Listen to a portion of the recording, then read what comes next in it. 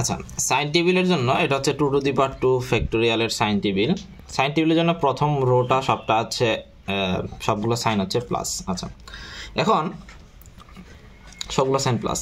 এটা এখন কথা হচ্ছে পরের সাইনগুলো আসলে পরের যে রোগুলোর জন্য সাইনগুলো আসলে কীভাবে হবে। এখন আমাকে দেখতে হবে যে আমার এই বাম পাশে যে লেটারটা আছে উপরে সেইটা আছে কিনা। শুধুমাত্র এটা খেয়াল করবো যে বাম পাশে যে লেটারটা আছে উপরে যদি সেটা থাকে তাহলে ওইটার জন্য প্লাস সাইন, যদি বাম পাশে যে লেটারটা আছে সেটা যদি না থাকে তাহলে মাইনাস সাইন। উপরে যদি এক্সট্রা কোনো লেটার থাকে সেটা আমরা হিসাব করব না, দেখতেছি সামনে আসতেছে। যেরকম হচ্ছে বাম পাশে আমার এ, ঠিক আছে, এ এর জন্য যখন সাইন লিখবো আমি চিন্তা করবো যে এইটাতের মধ্যে এ আছে কিনা, আছে এটাতে নাই, ঠিক আছে, তার মানে এখানে নেগেটিভ।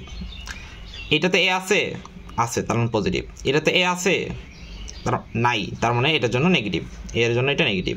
এটাতে এ আছে, হ্যাঁ আছে, তার জন্য পজিটিভ। এখানে যে বি এক্সট্রা আছে সেটা আমার জানার দরকার নেই, আমার জানার দরকার হচ্ছে এখানে এইটা আছে কিনা, উপরেরটার মধ্যে এটা আছে কিনা, ঠিক আছে। ঠিক সিমিলারলি বি এখানে নাই নেগেটিভ, বি এখানে নাই নেগেটিভ, বি এখানে আছে পজিটিভ, বি এখানে আছে পজিটিভ। এখানে এ এক্সট্রা আছে সাথে কোনো জানার বিষয় না, এখানে এ বি এর মধ্যে বি আছে, এটাই বাস। আচ্ছা, এখন আসি 3 নাম্বারটা ক্ষেত্রে, মানে সরি 4 নাম্বারটা। এবি, এবি কি, এবি এখানে এবি আছে, এ বি এর এও নাই বিও নাই, তো এ না থাকার কারণে মাইনাস সাইন, বিও নাই, বি না থাকার কারণে মাইনাস সাইন। যেহেতু দুইটাই নাই, মাইনাস আর মাইনাস প্লাস, ঠিক আছে। ঠিক সিমিলারলি এখানে আসি, এখানে কি এ আছে, এখানে এ বি এর এ আছে কিন্তু এখানে কি নাই, বি নাই।